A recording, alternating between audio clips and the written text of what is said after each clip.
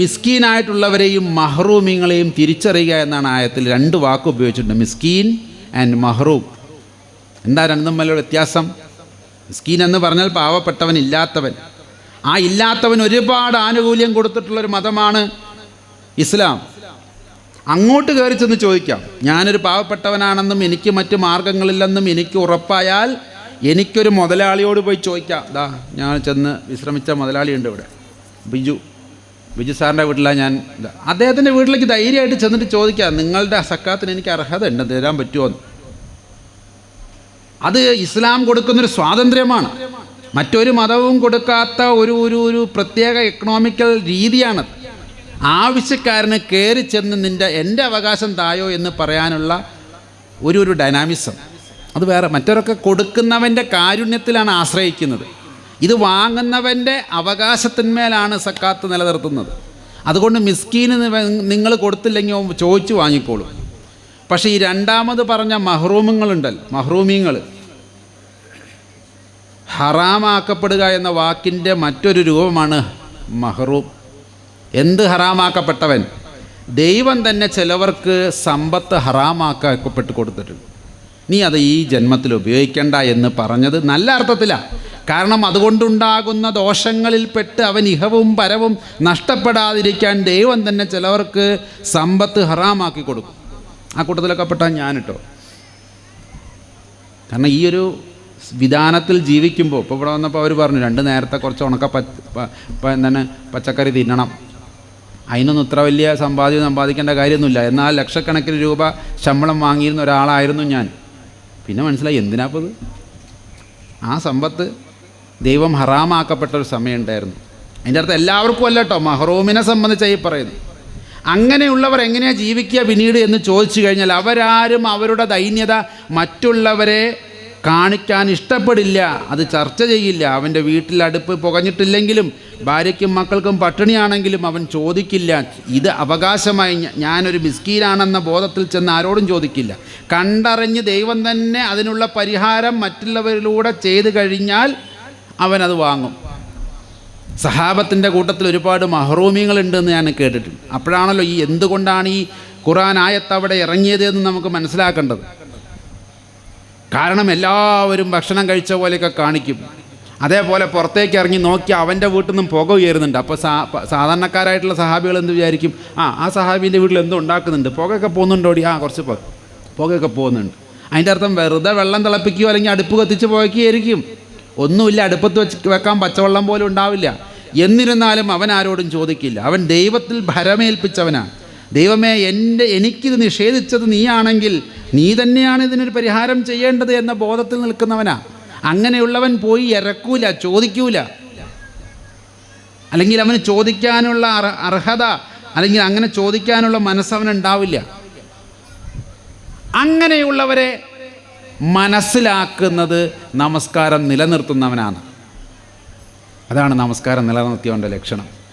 സക്കാത്ത് കൊടുക്കാൻ ഞാൻ പറയുന്നത് ഇവിടെ സക്കാത്ത് കൊടുക്കുന്ന വളരെ പ്രധാനപ്പെട്ട കാര്യമായി പറഞ്ഞു. ഇസ്ലാമിക് എക്കണോമിക്സിൻ്റെ ചില മൈക്രോ മാനേജ്മെൻറ്റ് കണ്ട് ഞാനൊക്കെ പലപ്പോഴും അന്തം വിട്ടുപോയിട്ടുണ്ട്. പല രീതിയിലും അതൊന്നും ഇനിയും പഠിക്കപ്പെട്ടിട്ടില്ല. പല യൂണിവേഴ്സിറ്റികളും ഞാനതിന് പ്രബന്ധങ്ങളുണ്ടോ എന്ന് അന്വേഷിച്ചിട്ടുണ്ട്. അൽ-അസർ യൂണിവേഴ്സിറ്റി വരെ ഞാൻ പോയിട്ടുണ്ട്. ഇസ്ലാമിക് എക്കണോമിക്കുമായി ഇനിയും പല നല്ല കാര്യങ്ങൾ ഇനിയും പഠന വിഷയമാക്കിയിട്ടില്ല. ഒന്നാലോചിച്ച് നോക്കൂ, നിങ്ങളുടെ 4 പാടുമുള്ള തെക്കോട്ടും വടക്കോട്ടും കിഴക്കോട്ടും പടിഞ്ഞാറുമുള്ള 4 ദിക്ക് എടുക്കുകയാണെങ്കിൽ 40 വീടുകളിൽ നിങ്ങൾക്ക് ഉത്തരവാദിത്തമുണ്ടെന്ന് പറയുന്നൊരു ഹദീസ് ഉണ്ടെന്നാണ് ഞാൻ മനസ്സിലാക്കി വെച്ചിരിക്കുന്നത്. ഉണ്ടെന്നാണ് പല പണ്ഡിതന്മാരും ഞാൻ ഓർമ്മപ്പെടുത്തിയത്. നമ്മളെയൊക്കെ ചില വിമർശകരായിട്ടുള്ളവർ പറഞ്ഞു അങ്ങനത്തെ ഒരു ഹദീസേ ഇല്ല, ഇല്ലെങ്കിൽ വേണ്ട. ഞാൻ പറഞ്ഞൊരു 4 വീട് നമ്മളൊന്ന് നോക്കിയിരുന്നെങ്കിൽ 40 വേണ്ട. 4 വീടുകൾ നമുക്ക് തെക്കും വടക്കും ചുറ്റും 4 വീട് നമ്മുടെ ഒരു മുസ്ലിമിന് ചുറ്റും 4 വീടുകളുടെ സുസ്ഥിതി അവൻ ഏറ്റെടുത്താൽ ഈ കേരളത്തിൽ റേഷൻ സംവിധാനം വിതരണം വേണ്ട. കേന്ദ്രത്തിൻ്റെയും വേണ്ട, കേരളത്തിൻ്റെയും വേണ്ട. അവനാരും പട്ടിണി കിടന്ന് മരിക്കൂല. അവരാരുടെയും മക്കൾ പഠിക്കാതിരിക്കൂല. എഡ്യൂക്കേഷന് വേണ്ടി നമുക്ക് കൊടുക്കാനായി സാധിക്കും. ഓരോ ഇസ്ലാമിൻ്റെയും അത് എത്രത്തോളം മൈക്രോ ലെവൽ മാനേജ്മെൻറ്റാണ് ഇക്കണോമിക്സിൻ്റെ. പക്ഷെ ഇങ്ങനെയെന്നുള്ളൊരു പ്രൊജക്റ്റ് ഇന്ന് വരെ ഒരു യൂണിവേഴ്സിറ്റികളിലും ഒരു സ്ഥലത്തും പഠിക്കപ്പെട്ടിട്ടില്ല എന്നുള്ളതാണ് എന്നെപ്പോലുള്ള പുറമേ നിൽക്കുന്നവരിൽ നിന്നുള്ള വിഷമം. സക്കാത്ത് കൊടുക്കാൻ എളുപ്പമാണ്, പക്ഷെ ഈ ലെവലിലേക്ക് മാനേജ് ചെയ്യാനോ? മഹ്റൂമിനെ തിരിച്ചറിയുക എന്ന് പറഞ്ഞാൽ നമസ്കാരം കഴിഞ്ഞ് ഒരാളെ കാണുമ്പോൾ അവൻ്റെ ഉള്ളിൽ അല്ലാഹ് വജൂദായി അവൻ്റെ കണ്ണിലൂടെയും അവൻ്റെ നമസ്കാരം കൊണ്ട് ശുദ്ധമാക്കപ്പെട്ട ബോധത്തിലൂടെ ദൈവത്തിന് പ്രവർത്തിക്കാനും അവൻ്റെ കണ്ണിലൂടെ ആവശ്യമുള്ള മഹ്റൂമിനെ തിരിച്ചറിയുകയും ചെയ്യുന്ന വലിയൊരു സൈക്കോ സോഷ്യൽ ഡൈനാമിസം ഉണ്ട് ഇവിടെ. ഒരു സൈക്കോ സോഷ്യൽ ഡൈനാമിസം. അതൊന്നും ഇവിടെ ആരും ചർച്ച ചെയ്യുന്നുള്ളതാണ് ഞങ്ങളുടെയൊക്കെ എൻ്റെയൊക്കെ വിഷമം. അങ്ങനെ ഒരാൾ രാവിലെ എഴുന്നേറ്റ് സുബഹി നിസ്കരിച്ച് അൽഹംദുലില്ലാ എന്ന് പറഞ്ഞ് പുറത്തേക്ക് ഇറങ്ങുമ്പോൾ ഒപ്പം നിന്ന് സുജൂദ് ചെയ്തവൻ്റെ മുഖത്തേക്ക് നോക്കുമ്പോൾ ഇവൻ്റെ ഉള്ളിൻ്റെ എവിടെയോ ഒളിപ്പിച്ചു വെച്ചതിലും അപ്പുറം ദൈവത്തിൻ്റെ മുമ്പിൽ പരിശുദ്ധനായി ജീവിക്കുന്ന ഈ വ്യക്തിക്ക് എന്തോ പ്രശ്നമുണ്ടല്ലോ എന്ന് തോന്നി അവന് വേണ്ടുന്നത് അവനെ നിരീക്ഷിച്ച് ചെയ്തു കൊടുക്കുന്ന ഒരു പാരമ്പര്യം. ഇത് ഉമ്മർ റളിയല്ലാഹുവിൻ്റെ കാലത്തും ഉസ്മാൻ റളിയല്ലാഹുവിൻ്റെ കാലത്തുമൊക്കെ അവരുടെ ജീവിതത്തിൽ അവർ പാലിച്ചിരുന്നു. അതുകൊണ്ടാണ് രാത്രിയിൽ തലമുണ്ടിട്ട് എല്ലാവരും ഉറങ്ങുന്ന സമയത്ത് തലയിൽ മുണ്ട് വലിച്ച് പുതപ്പ് വലിച്ച് ഇട്ടിട്ട് ഓരോ വീടിൻ്റെ പരിസരത്തും പോയി എന്താണ് ആ വീട്ടിൽ വല്ലതും തിന്നാനുണ്ടോ, കുട്ടികൾ കരയുന്നുണ്ടോ, കുട്ടികൾക്ക് എന്തെങ്കിലും ഭക്ഷിക്കാനുണ്ടോ എന്നതിൻ്റെ കണക്കെടുക്കുന്ന ഭരണാധികാരി. ഇന്നത്തെ ഭരണാധികാരിയൊക്കെ ഏത് വീടിൻ്റെ അപ്പുറം പോയാൽ അതൊക്കെ നിൽക്കുന്നത്, പോയാൽ വേറെ വല്ല ഉദ്ദേശത്തിനായിരിക്കും. അങ്ങനെയുള്ളവരുടെ കഥകളാണ് നമ്മുടെയൊക്കെ മതങ്ങളിൽ കൂടുതലുമുള്ളത്. എന്നിട്ട് സ്വന്തം വീട്ടിൽ ചെലവിന് വെച്ചിരിക്കുന്ന എണ്ണയും ഒലിവെണ്ണയും മാവും മറ്റ് കാര്യങ്ങളുമൊക്കെ സ്വന്തം തലയിൽ ചുമടെടുത്ത് കൊണ്ടുപോയി കൊടുത്ത ഖലീഫമാർ എത്രയുണ്ടായിരുന്നു നമുക്ക്. അത് ഏറ്റാൻ വന്നു കഴിഞ്ഞാൽ ഭൃത്യനോട് പറഞ്ഞു, ഇത് നിൻ്റെ കടമയല്ല, ഇത് എൻ്റെ കടമയാണ്. എൻ്റെ നാട്ടിലൊരു ഒരുത്തൻ പട്ടിണി കിടക്കുന്നുണ്ടെങ്കിൽ അത് നിൻ്റെ തലയിലേറ്റിച്ച് കൊണ്ടുപോകാനുള്ളതല്ല. അത്രത്തോളം വിനയം. ആ വീട്ടിലേക്ക് വേണ്ടുന്ന സാധനങ്ങൾ ഒരു രാജ്യത്തിൻ്റെ ഭരണാധികാരി തലയിൽ ചുമന്നു കൊണ്ട് പോകുന്ന സൂക്ഷ്മതയുടെ പേരാണ് ഇസ്ലാം. അതായിരിക്കണം ഇസ്ലാം. ആർക്കെങ്കിലും എന്നോട് വിയോജിക്കാനുണ്ടോ? എന്നെ കേൾക്കുന്ന ഏത് മതത്തിലുള്ളവരും എന്നോട് പറയും, ഇതിനെയാണ് ഞാൻ ഇസ്ലാം എന്ന് പറയുന്നത്. അത്രത്തോളം നിന്നോ? ഉമർ റളിയല്ലാഹുവിൻ്റെ കാലത്ത് ഉമർ പറഞ്ഞു എന്ന് പറയുന്നൊരു ഹദീസുണ്ട്. ടൈബ്രീസ് നദിയുടെ തീരത്ത് ഏതെങ്കിലും ഒരു കഴുത ഭക്ഷണം കിട്ടാതെ കരയുന്നുണ്ടെങ്കിൽ അതിൻ്റെ ഉത്തരവാദിത്തം ഞാൻ ഏറ്റെടുത്ത് രാജിവെക്കുന്നു എന്ന് പറയാൻ ധൈര്യമുള്ള എത്ര പഞ്ചായത്ത് മെമ്പർ, വാർഡ് മെമ്പർ മുതൽ അങ്ങ് പ്രധാനമന്ത്രി വരെയുള്ള എത്ര പേർക്കറിയാം? ഈ അർത്ഥത്തിലാണ് അവിടെയൊക്കെ മാതൃകാപരമായ പൊളിറ്റിക്സ്. അതായത് ഒരു കഴുത ഭക്ഷണം കിട്ടാതെ കരഞ്ഞാൽ മതി, ഞാൻ രാജിവെക്കുന്നു. ഇതിലുണ്ടോ പറയാൻ? അവനവൻ്റെ വാർഡിൽ കിടന്ന് മരിച്ചവരുടെ എണ്ണം അറിയാതെ പട്ടിണി കൊണ്ട് മരിച്ചവരുടെ എണ്ണം കൂടുന്ന കാലം. നമ്മുടെയൊക്കെ മൊത്തമായ ചില രീതികൾ കൊണ്ട് കേരളത്തിലൊക്കെ വളരെ കുറവാണെന്ന് കരുതിക്കോളി. പക്ഷേ ഇപ്പോഴും തമിഴ്നാട്ടിലും പല നോർത്ത് ഇന്ത്യൻ ഗ്രാമങ്ങളിലും ഇപ്പോഴും ഇതുണ്ട്. ഒരു നേരം തന്നെ എങ്ങനെ ഭക്ഷണം ഇപ്പോഴും കൊടുക്കുമെന്നറിയാത്ത ആളുകൾ ഇന്നും ഞാൻ കണ്ടിട്ടുണ്ട്. കേരളത്തിലില്ലാന്നുണ്ട്. ഇതൊന്നും ഇപ്പോൾ ഏതോ നൂറ്റാണ്ടിലെ കഥയില്ലെന്ന് പറഞ്ഞു. ഇന്ന് എൻ്റെ കൂടെ ആന്ധ്രയിലൊക്കെ വന്നു കഴിഞ്ഞാൽ രാവിലെ പോകുന്ന വണ്ടിയിൽ കയറണം. കാളകളില്ലാഞ്ഞിട്ട് അമ്മയെയും ഭാര്യയെയും നുകം വെച്ചുകൊണ്ട് ഉഴുന്ന കർഷകനെ ഞാൻ കഴിഞ്ഞ മാസം കണ്ടിട്ടുണ്ട്. കാളകളില്ല, ആടുകളില്ല, പിന്നെ ഇത് നില ഉഴണ്ടേ, ട്രാക്ടറും ഇല്ല. പിന്നെ ആകെ വീട്ടിലുള്ളത് തള്ളയും ഭാര്യയാണ്. രണ്ടാളെയും രണ്ട് പോത്തിനെ പോലെ കാളയെ പോലെ നിർത്തി മകനോ ഭർത്താവോ ഇങ്ങനെ ഉഴുതുണ്ടാക്കുന്ന മാമുമാണ് നമ്മളൊക്കെ ഉണ്ണുന്നത്. എന്നിട്ട് തിരിച്ച് നമുക്കൊന്നും ഉത്തരവാദിത്തം ഉണ്ടാവാൻ പാടില്ലേ? ഇത് പറയാത്ത മതമാണോ? ഇത്രയും ഡൈനാമിസം ഉൾക്കൊള്ളുന്നതാണ് ചാരിറ്റി.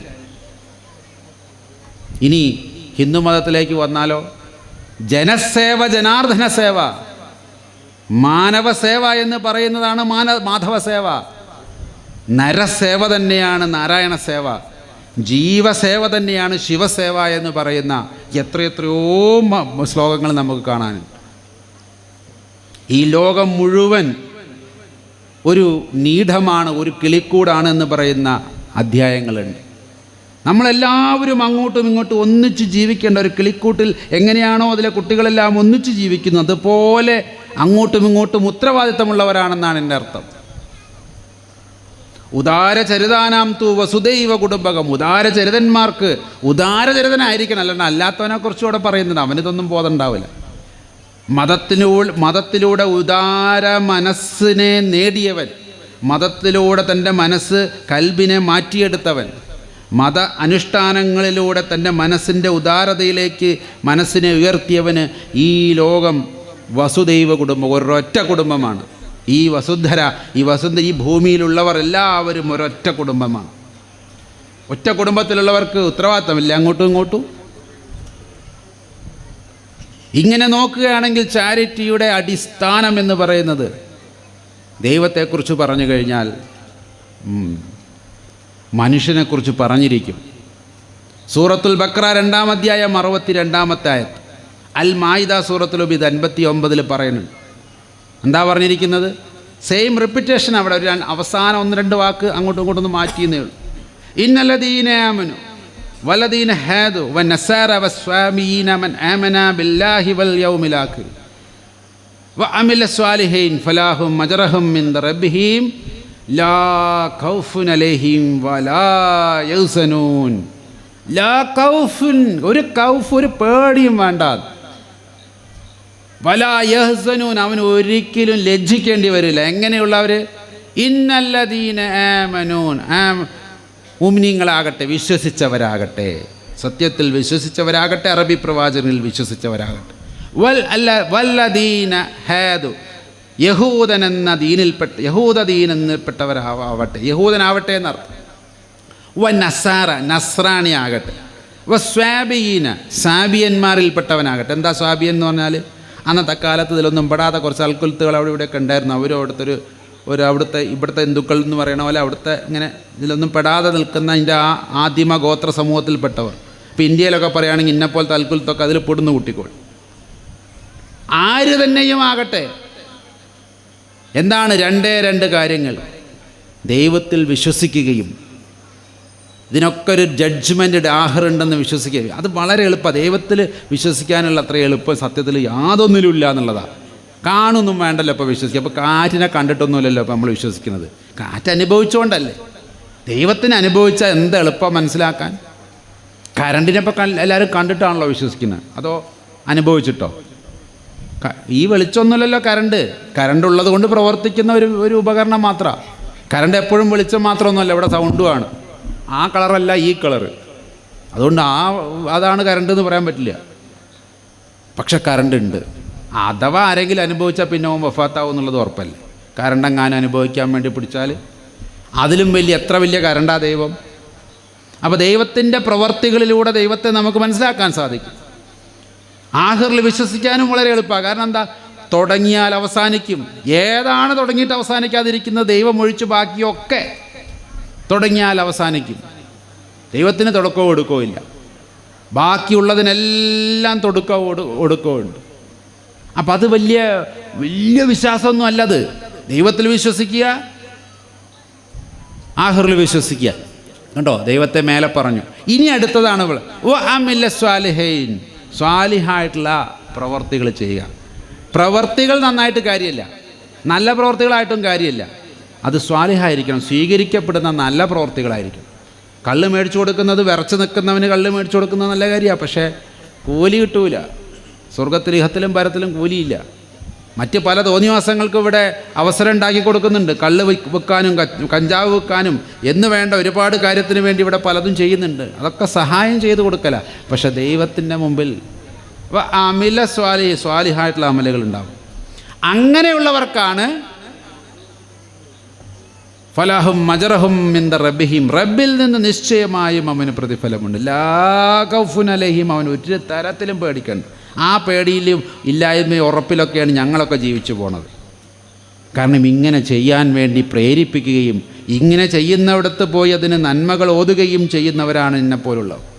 കഴിയാവുന്ന രീതിയിൽ ഇടത് കൈ ചെയ്യുന്നത് വലത് കൈ ചെയ്യാതെ സൂക്ഷ്മതയോടുകൂടി മഹറൂമിനെ തിരിച്ചറിഞ്ഞ് ചെയ്യാൻ ശ്രമിക്കുന്നവരാണ് ഞങ്ങളൊക്കെ. ഇങ്ങനെയുള്ളവരേ അവസാനം വരെ വിജയം നേടും. അവൻ ലജ്ജിക്കേണ്ടി വരില്ല. ഇതിലപ്പുറത്തേക്കൊന്നും ഒരു മതത്തിനും കൂടുതൽ ഇതേ ആശയം തന്നെ, ഇതേ വാക്കുകൾ തന്നെയാണ് അൽ മായിദയിലുള്ളത്. 2 പ്രാവശ്യം ഖുർആനിൽ ആവർത്തിച്ചാൽ അതിന് പ്രത്യേകതകളില്ലേ? ഉണ്ടാവണ്ടേ? ഖുർആൻ ഒരു വട്ടം പറഞ്ഞാൽ തന്നെ പ്രത്യേകതയാണ്. അപ്പോൾ 2 പ്രാവശ്യം ഇതേ ആശയം, ഇതേ വാക്കുകൾ ഒരു വ്യത്യാസമില്ലാതെ 2 രീതിയിൽ അല്പസ്വല്പ വ്യത്യാസത്തിൽ പറഞ്ഞിട്ടുണ്ടെങ്കിൽ അതിൻ്റെ പ്രാധാന്യം എത്രയാണ്.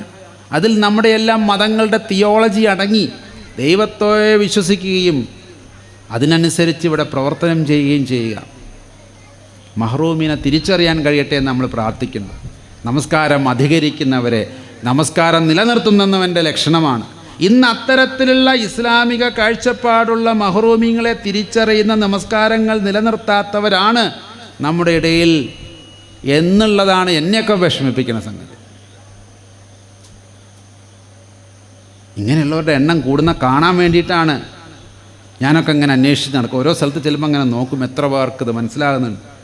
ചില സ്ഥലങ്ങളിലൊക്കെ നമ്മൾ കണ്ടിട്ടുണ്ട് കേട്ടോ, പഴയ ഉസ്താദുമാരെയും പല സൂഫിയാക്കളെയൊക്കെ കാണുമ്പോൾ അവർക്ക് ഉള്ളു വായിക്കാൻ അറിയും, ഉള്ളു വായിച്ച് അവർ മനസ്സിലാക്കുന്നുണ്ട്. അതവരുടെ കറാമത്തല്ല, കറാമത്ത് അതിലപ്പുറം. ഇത് ഏത് നമസ്കരിക്കുന്നവനും നമസ്കാരം നിലനിർത്തുന്നവനും കിട്ടുന്ന സിദ്ധിയാണ്. 5 നേരം നമ്മളോട് പറഞ്ഞിട്ടില്ല, 50 അല്ലേ പറഞ്ഞിട്ടുള്ളത്. 50 ചെയ്യാൻ വിധിക്കപ്പെട്ടവർ 5എങ്കിലും ചെയ്യണ്ടേ? ഒരു പൂജ്യത്തിന് വിലയില്ല എന്ന് കരുതിയിട്ട് 50 5ആക്കി തന്നില്ലേ? എളുപ്പമാക്കപ്പെട്ടില്ലേ നമുക്കൊക്കെ? 5 നേരം ദൈവത്തിനോട് തുല്യമായി, ദൈവത്തിനോട് അഭിമുഖം നിന്നുകൊണ്ട് അവനോട് സംസാരിച്ചവന് അവനിൽ നിന്ന് ഉത്ബോധനം കിട്ടൂലേ? കിട്ടണ്ടേ? കിട്ടൂല എന്ന് നമ്മൾ തന്നെ വിശ്വസിച്ച് കഴിഞ്ഞാൽ പിന്നെ എങ്ങനെയാണ് ഇതൊക്കെ മതം വളരുക? എങ്ങനെയാണ് നമ്മുടെയൊക്കെ പ്രബോധനങ്ങൾ പൂർണ്ണമാകുക? ഒരു ദിവസം ഷൊർണൂരിൽ ഇറങ്ങി അടുത്ത നിലമ്പൂർ വണ്ടി വരാൻ സമയമുള്ളത് കൊണ്ട് അപ്പുറത്തേക്ക് മാറി അവിടെ ചായ കുടിക്കാൻ വേണ്ടി ഞാനും എൻ്റെ കൂടെയുള്ളൊരു മോനും പോവുക. അപ്പോൾ അവിടെ ഇങ്ങനെ ഉസ്താദിനെ പോലെ വേഷം, ഒരു വെള്ള വസ്ത്രങ്ങളൊക്കെ ധരിച്ച് കന്തൂറയൊക്കെ ധരിച്ചൊരു 10-15 വയസ്സുള്ളൊരു മോൻ അവനവിടെ നിൽക്കുന്നുണ്ട്. കണ്ടു കഴിഞ്ഞാൽ നല്ല സുന്ദരനാണ്, നല്ല മുഖശ്രീയുള്ള കുട്ടിയാണ്. അവനെ കണ്ടു കഴിഞ്ഞാൽ നമുക്കൊരു വിധത്തിലുമുള്ള ദൈന്യതയുള്ള കുട്ടിയാണെന്ന് തോന്നൂല. പക്ഷെ എന്തുകൊണ്ടോ എനിക്ക് അപ്പോൾ ഒരു തോന്നൽ, പടച്ചോനെ എന്തോ ഒരു പന്തികേടുണ്ടല്ലേ കുട്ടിക്ക്, എന്തോ ഒരു പ്രശ്നം ഉണ്ടല്ലേ കുട്ടിക്ക്. ഞാൻ എൻ്റെ മോനോട് ചെന്ന് പറഞ്ഞു, ഓനോട് എന്താ അവൻ്റെ പ്രശ്നം ഒന്ന് ചോദിച്ചു നോക്ക്. അപ്പോൾ ഓൻ ചെന്ന് ചോദിച്ചു എന്താ പ്രശ്നം വെച്ചപ്പോൾ കുഴപ്പമൊന്നുമില്ല, അവൻ ഇങ്ങോട്ട് പോരിഞ്ഞ്. ഞാൻ പറഞ്ഞു അങ്ങനെയല്ല, എന്തോ നീ അവന് ഭക്ഷണം കഴിച്ചോന്ന് ചോദിക്ക്, ചായ കുടിച്ചോന്ന് ചോദിക്ക്. വീണ്ടും ഇവൻ ചെന്ന് ചോദിച്ചു, മോൻ ഭക്ഷണം കഴിച്ചോ, ഞങ്ങളെ ഗുരുജി ചോദിക്കുന്നുണ്ട്. അപ്പോൾ അവൻ പറഞ്ഞു, എനിക്ക് ഗുരുവിനെ കണ്ട് പരിചയമുണ്ട്, വീഡിയോയിലൊക്കെ കണ്ടിട്ടുണ്ട്. സത്യം പറയും, നീ ചായയും ഭക്ഷണമൊക്കെ കുടിച്ചോ? പറഞ്ഞു ചായയും ഭക്ഷണമൊന്നും കുടിച്ചിട്ടില്ല. എന്താ, വന്ന സമയത്തിൻ്റെ പോക്കറ്റ് എന്തോ കീറിയപ്പോൾ ഇട്ട പൈസ പോയതിന് കൊണ്ട് ഉച്ച മുതൽ കാത്തു നിൽക്കുക. ഇനി അവൻ്റെ സുഹൃത്തുക്കൾ വൈകുന്നേരത്തെ ട്രെയിനിൽ വന്നിട്ട് വേണം അവന് ഓതുന്നോടത്തേക്ക് തിരിച്ചു പോകാൻ. ഇവൻ്റെ കയ്യിൽ സ്മാർട്ട് ഫോണോ മറ്റ് കാര്യങ്ങളൊന്നും ഇല്ല, ഗൂഗിൾ പേ ഇട്ട് കൊടുക്കാൻ ആർക്കും കഴിയില്ല. കുട്ടികൾക്കൊക്കെ സ്മാർട്ടായതുകൊണ്ട് എടാ എൻ്റെ പൈസ പോയി അടുത്ത 1000 റുപ്യ അയക്കുമെന്ന് പറയാനുള്ള സൗകര്യമുള്ള വീട്ടിലെ കുട്ടിയല്ല. ഞാൻ പറഞ്ഞു, ഓൻ എന്താ ഭക്ഷണം ആദ്യം മേടിച്ചു കൊടുക്ക്, മക്കളെ കൊണ്ട്, എൻ്റെ മകനെ കൊണ്ട്. മകൻ എന്ന് പറഞ്ഞാൽ മുരീദാണ് കേട്ടോ, എൻ്റെ സ്വന്തം മകനല്ല, എൻ്റെ ശിഷ്യനായിട്ടുള്ള മകൻ. ശിഷ്യനെ കൊണ്ട് ഞാനത് അവന് ഭക്ഷണം മേടിച്ചു കൊടുത്തു. അവൻ വേണ്ടാന്നൊക്കെ പറഞ്ഞു, എന്നാലും ആ കണ്ണിൽ ശരിക്കും വിശപ്പ് നമുക്ക് മനസ്സിലാകുമായിരുന്നു. പോകാൻ നേരത്തെ അവൻ പറഞ്ഞു, അവൻ വരിക വന്നോട്ടെ, അവനെങ്കിൽ വരാതിരുന്നോട്ടെ, ഏതായാലും നീ ഇത് ചെന്നിട്ട് വീട്ടിൽ നിന്ന് പിന്നീട് അയച്ചെന്നാൽ മതി എന്ന് പറഞ്ഞു. എന്നിട്ട് ഫോൺ നമ്പർ ഒന്നും കൊടുക്കാതെ ഞങ്ങൾ മുങ്ങുകയും ചെയ്ത്. ഇന്നെപ്പോലത്തെ ഒരാൾക്ക് പോലും ഇതൊക്കെ തിരിച്ചറിയുന്നുണ്ട് എന്നുണ്ടെങ്കിൽ 5 നേരം നിസ്കരിക്കുന്ന ആളുകളുടെ ലക്ഷണമായി ഖുറാനിൽ കണ്ടിട്ടുള്ളതാ. അങ്ങോട്ടേക്കൊക്കെ നമ്മളൊന്ന് ഉയരട്ടെ. അങ്ങനെ ഉയർന്ന കുറേ ആൾക്കാരെ ഈ നാട്ടിൽ കാണാൻ ഭാഗ്യമുണ്ടായി. അതാണ് സ്വന്തം തടിയുമ പിടിക്കുന്ന പണിയെടുത്ത് ഈ ചാരിറ്റി നടത്തുന്നവരോടൊന്നും വേറെ വർത്താനമൊന്നും പറയാനില്ല അല്ലേ. അവർ കാറ്ററിങ്ങിന് പോയിട്ടും അവനവൻ്റെ തൊഴിലിൽ നിന്ന് മാറി നിന്നൊരു ദിവസം ഇതിനു വേണ്ടി അധ്വാനിച്ചുണ്ടാക്കുന്ന കാശ് കൊണ്ട് മറ്റുള്ളവരുടെ ഹൃദയത്തെ വേദനിപ്പിക്കാതെ സന്തോഷിപ്പിക്കാൻ വേണ്ടി പ്രയത്നിക്കുന്ന മക്കളുള്ള നാടാണ് ഈ നാട്. ഇത് വല്ലാത്തൊരു അത്ഭുതമാണ്. ഇത്തരം അത്ഭുതങ്ങൾ ഉണ്ടാവട്ടെ. ബാക്കിയുള്ള കുറവുകളെല്ലാം അല്ലാഹ് ഇപ്പോൾ പുറത്തു തരും. ഇതിന് നിന്നു കൊടുക്കുക മാത്രം ചെയ്യുക. ഇസ്ലാം എന്ന് പറഞ്ഞു കഴിഞ്ഞാൽ സമർപ്പിക്കപ്പെട്ട് അടിമപ്പെട്ടുകൊണ്ട് നിൽക്കുക എന്നുള്ളതാണ്. ഈ ഒരു കൽപ്പനകൾക്കൊക്കെ അടിമപ്പെട്ട് നിന്നുകൊണ്ട് ഇത് ചെയ്യുന്നവൻ്റെയൊക്കെ ജീവിതത്തിൽ ഇഹവും പരവും പൂർണ്ണമാണ്. അങ്ങനെ തന്നെ ആകട്ടെ. എത്രയെത്ര സന്ദർഭങ്ങളിലാണ് ഇങ്ങനെയൊക്കെയുള്ള നന്മകളെക്കുറിച്ച് പറയുന്നത്. ഇനി നിങ്ങൾക്കൊക്കെ അറിയാം, ഇത് വളരെ വലിയൊരു വ്യക്തിത്വമായിരുന്നു രവീന്ദ്രനാഥ ടാഗോർ. നോബൽ സമ്മാനം ഇന്ത്യയിലേക്ക് ആദ്യമായി കൊണ്ടുവന്ന കവി. വിശ്വഭാരതി യൂണിവേഴ്സിറ്റിയുടെ കൽക്കട്ടയിലുള്ള വിദ്യാനികേതൻ സ്ഥാപിച്ച, വിശ്വഭാരതി യൂണിവേഴ്സിറ്റി അഥവാ വിദ്യാനികേതൻ ഒക്കെ സ്ഥാപിച്ച, ശാന്തിനികേതൻ സ്ഥാപിച്ച രവീന്ദ്രനാഥ ടാഗോർ മഹാത്മാഗാന്ധിയെ മഹാത്മാ എന്ന് വിളിച്ചത് അദ്ദേഹമാണ്. അല്ലാണ്ട് മൂപ്പർ അച്ഛനും അമ്മയിട്ട പേരല്ല മഹാത്മാവ്. അദ്ദേഹം മഹാത്മാവാണെന്ന് തിരിച്ചറിഞ്ഞ് നമ്മുടെ രാഷ്ട്രപിതാവിനെ മഹാത്മാ എന്ന് വിളിക്കണം എന്ന് പറയുകയും വിളിപ്പിക്കുകയും പ്രചരിപ്പിക്കുകയും ചെയ്ത ഒരു വ്യക്തിയാണ്. അദ്ദേഹത്തിൻ്റെ ഗീതാഞ്ജലി എന്ന് പറയുന്ന കവിതയുണ്ട്. അതൊക്കെ നമ്മളൊക്കെ ചിലവരൊക്കെ പഠിച്ചിട്ടുണ്ടാവും, കേട്ടിട്ടുണ്ടാവും. ഞാൻ സാധാരണ കവിതയൊന്നും ചൊല്ലാറില്ല, കാരണം അതിലൊക്കെ ഒരുപാട് അപകടമുണ്ട്. പക്ഷേ ഇന്നിപ്പോൾ അത് ചൊല്ലാതിരിക്കാൻ എനിക്ക് തോന്നുന്നുമില്ല. നൃപഥമിരുട്ടിൽ നിഗൂഢമിരുന്നേ നീ ധ്യാനിക്കും ദൈവതമവിടെ നിലകൊള്ളില. നീ മിഴിലോചനമൊന്നു തുറക്കൂ, നന്നായി നോക്കൂ. കരിനിലമുഴുമാ കർഷകരോടും വർഷം മുഴുവൻ വഴി നന്നാക്കാൻ പെരിയ കരിങ്കൽ പാറ നുറുക്കിയൊരുക്കും പണിയാളരോടും എരിവെയിലെത്തും പൊരിവെയിലെത്തും ചേർന്നമരുന്നു ദൈവം മണ്ണാർ. ഇരു കൈകളിലും കൂടെ ചെളിയിലിറങ്ങൂ, കളയൂ ശുഭ്രം വസ്ത്രം, മാറ്റൂ പൂജാപാത്രം. അങ്ങനെ പോകുന്നുണ്ട്. അതായത് വർഷം മുഴുവൻ വഴി നന്നാക്കാൻ പെരിയ കരിങ്കൽ പാറ നുറുക്കിയൊരുക്കുന്ന പണിയാളരോടും എരിവെയിലത്തും പൊരിവെയിലത്തും ചേർന്നമരുന്നു ദൈവം മണ്ണാർ കർഷകരോടും. അങ്ങനെ പണിയെടുക്കുന്നവരെ കൂടെ നിന്നുകൊണ്ട് നീ നിൻ്റെ പൂജാപാത്രവും ശുഭ്രമായ വസ്ത്രവും മാറ്റി ഈ ചെളിയിൽ അവരുടെ കൂടെ ഇറങ്ങി അവർക്കൊരു കുറച്ചെങ്കിലും എന്തെങ്കിലും ഒന്ന് ഉണ്ടാക്കി കൊടുക്കൂ എന്നുള്ള കഥയാണ് അവിടെ ടാഗോർ പറയുന്നത്. ടാഗോർ എഴുതിയത് ബംഗാളിയിലാണെങ്കിലും ഇത് വള്ളത്തോളാണ് നമുക്കൊക്കെ മലയാളത്തിലേക്ക് ആക്കി തന്നിട്ടുള്ളത്. എത്ര അർത്ഥവത്തായ വാക്കുകളാണ്. ഹിന്ദു ലിബറേഷൻ തിയോളജിയുടെ അടിസ്ഥാനമാണ്. വിമോചന ദൈവപ്രസ്ഥാനമാണ് അവർ മുന്നോട്ട് വെക്കുന്നത്. ദൈവം എന്നതിന് അവർ പറയുന്നത് ഈ കർഷകനെയും ഈ വഴി നന്നാക്കുന്നവനെയും ഇവിടെ പണിയെടുക്കുന്നവനെയും അവർക്കൊക്കെ വേണ്ടി നിങ്ങളൊന്നും ചെയ്തിട്ടില്ലെങ്കിൽ പിന്നെ നിങ്ങൾ എന്ത് പൂജ ചെയ്തിട്ടാണ് എന്താ കാര്യം? എത്ര അർത്ഥവത്താണ്, നിങ്ങളൊന്ന് ആലോചിച്ച് നോക്കി, എത്ര അർത്ഥവത്താണ്.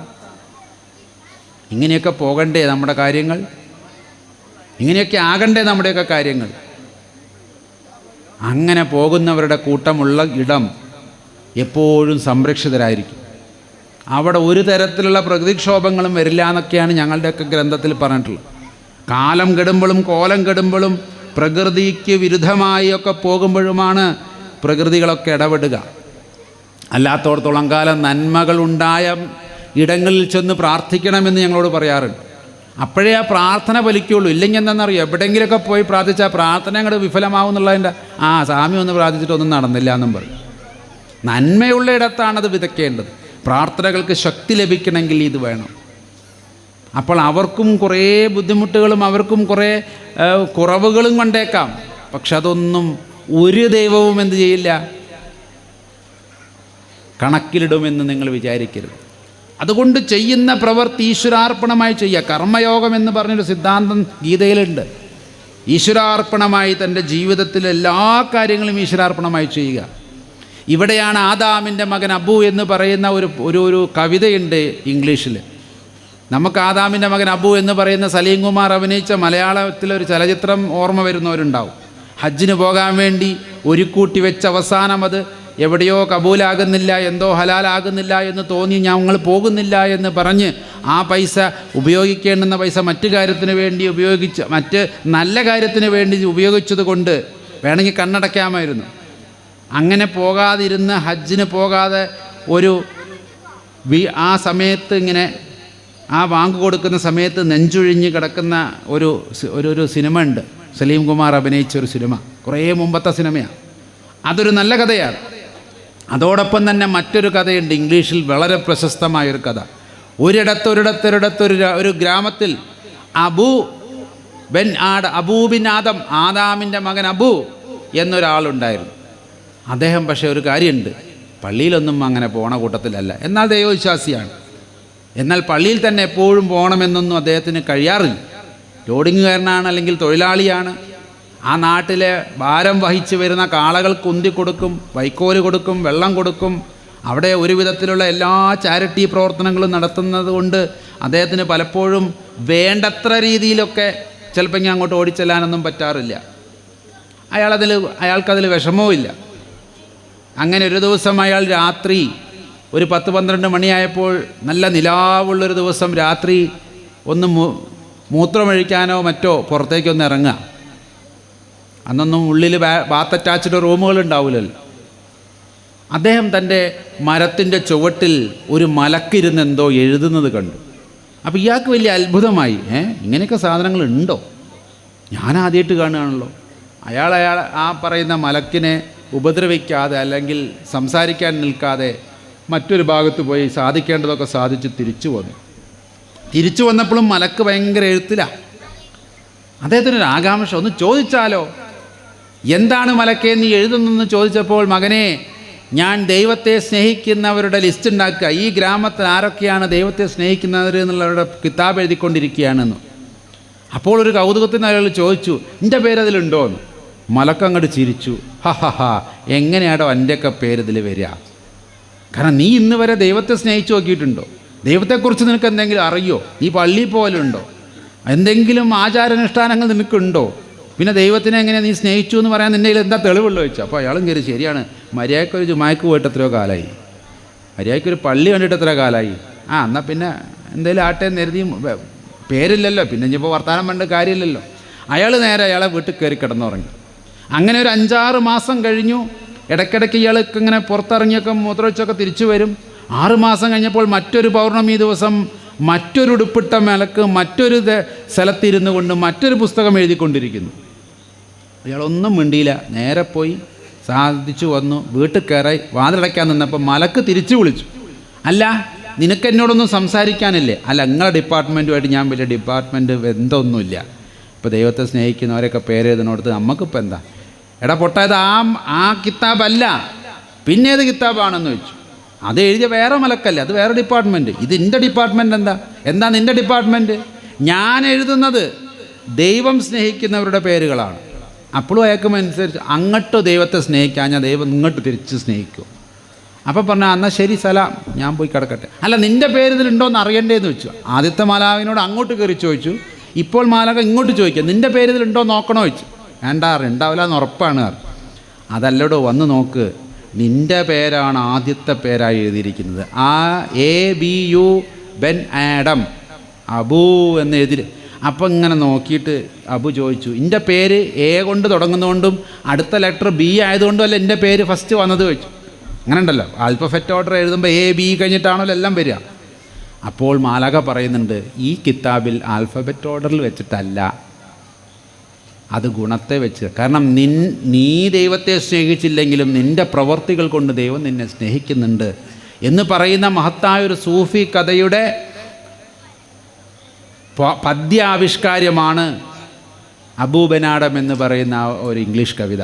ഇതിൽ പറയുന്നൊരു ഏതെങ്കിലും ഒരു ലിസ്റ്റിൽ പെടണേ മക്കളെ.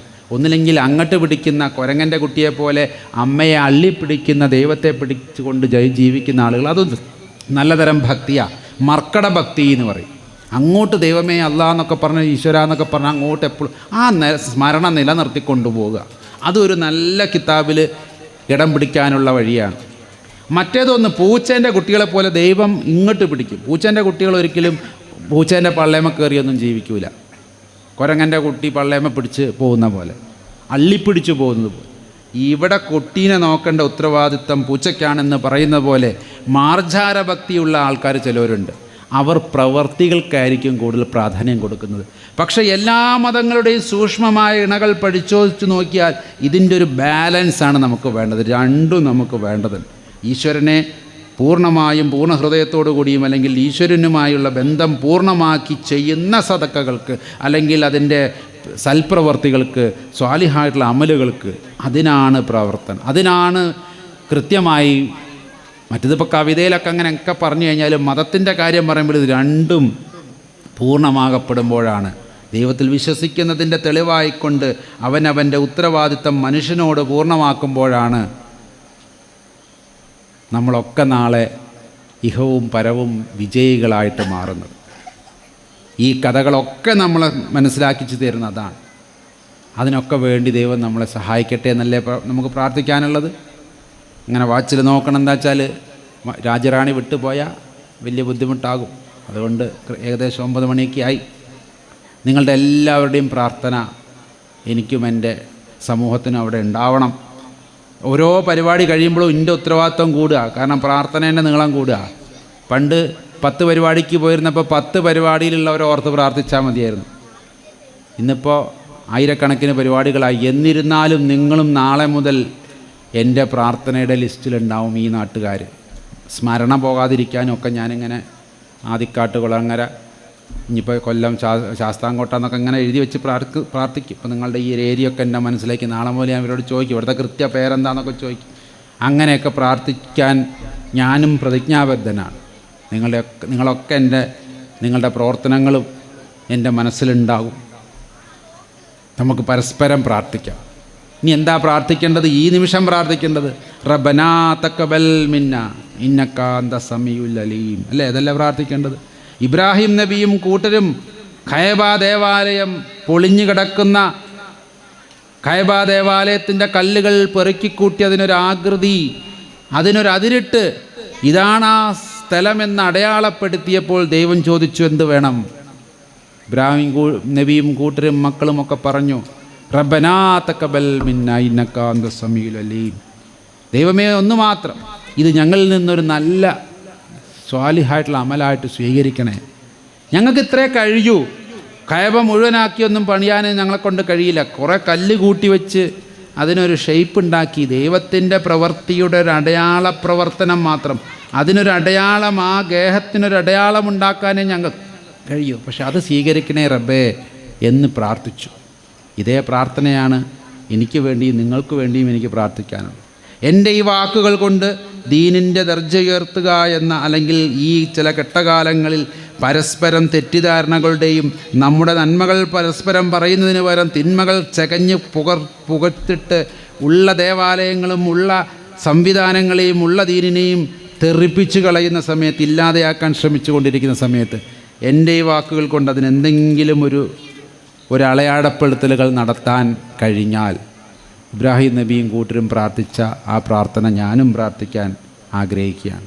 അതുപോലെ തന്നെ ഇവിടെ ഇത്തരം ചാരിറ്റി പ്രവർത്തനങ്ങൾ കൊണ്ട് അവനവൻ്റെ കയ്യും മെയ്യും അവനവൻ്റെ ജീവിതവും അവനവൻ്റെ പ്രവാസ ജീവിതത്തിലിരിക്കുന്ന ബുദ്ധിമുട്ടുകളും പ്രയാസങ്ങളും ഒക്കെ മറികടന്നുകൊണ്ട് ഇതിനു വേണ്ടുന്ന ഒരുക്കങ്ങൾ നടത്തി മാസങ്ങളോളം അല്ലെങ്കിൽ വർഷങ്ങളോളം പലവിധങ്ങളായിട്ടുള്ള ചാരിറ്റി പ്രവർത്തനം നടത്തുന്ന നിങ്ങളുടെ പ്രവർത്തനങ്ങളും ദൈവം ഇതുപോലെ കൊച്ചു കൊച്ചു പ്രവർത്തനങ്ങൾ, കൊച്ചു കൊച്ചെന്ന് പറഞ്ഞ് ചെറുതാക്കുകയല്ല, എന്നിരുന്നാലും നിങ്ങൾ ചെയ്യുന്നതിൻ്റെ ആ വലിപ്പമൊന്നും വളരെ വലുതാണ്.